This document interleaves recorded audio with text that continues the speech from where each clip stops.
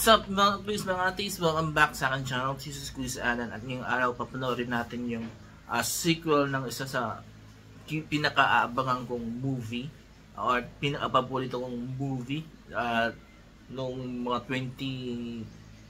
2010s, at ito yung Mad Max na may title na Furiosa, a Mad Max Saga. So paborito ko yung movie na yun, and even though I haven't seen the original trilogy nung mga 80s, 90s ata yun, pero itong bagong saga ng Mad Max is talagang paborito ko. And this one, I was really hoping and looking forward for this movie dito sa Furiosa because kasi gusto ko magkaroon ng sequel yung Mad Max nung yung napanood ko noong 2010. So this time natupad na at inilabas na nga ng Warner Brothers yung first trailer nito. So with no further ado, let's watch the video and later I'll be giving my reaction and opinion on the said trailer. So let's go!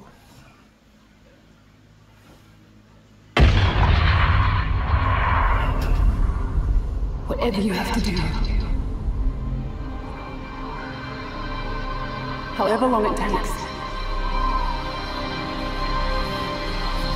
promise me you'll find your way home. Furiosa, give me this promise.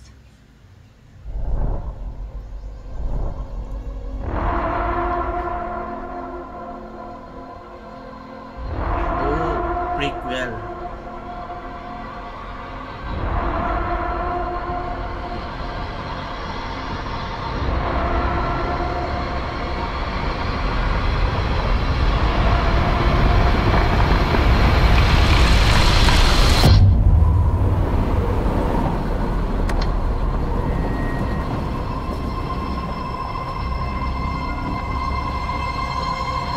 Ladies and gentlemen, start your engines!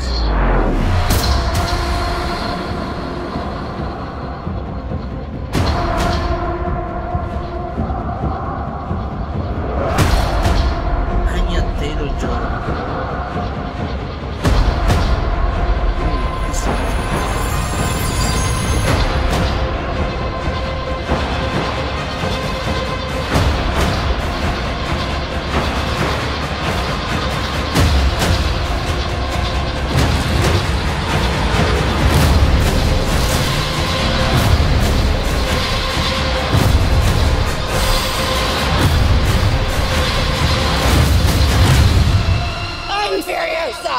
The darkest of angels.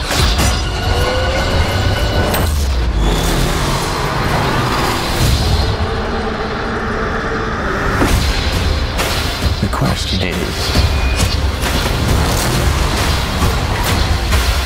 do you have it in you to make it epic?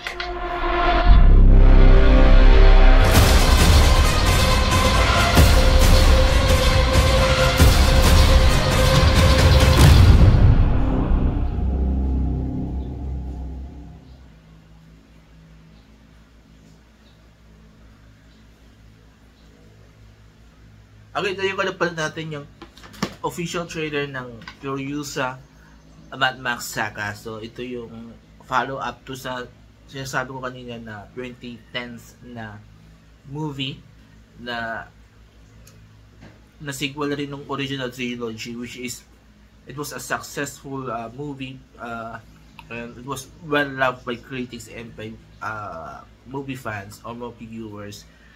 Na unfortunately medyo natagalan yung pagsundan o pagsunod nung sequel nito, and this one I think this is a prequel nung nasabing movie na yon, Furiosa.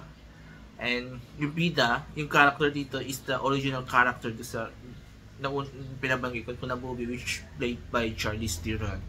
So yun, ang galing, and I'm happy na ang gumanap dito is si Anya Taylor-Joy na isa sa mga gagaling na young actresses sa Hollywood, and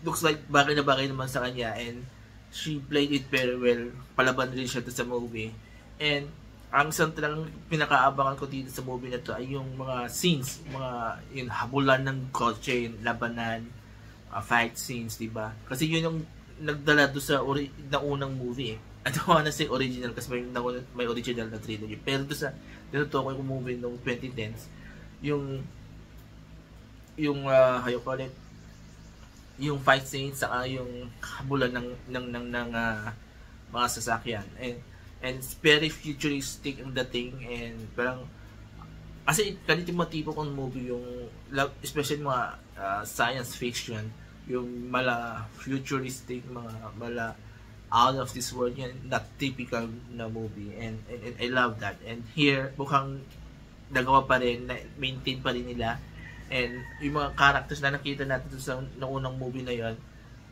we still going to see them here. And yun nga lang, yung si Furiosa medyo younger. I don't know yung character Chris Hemsworth is the same character na nandito sa original sa naunang movie na played by Tom I forgot yung British actor rin.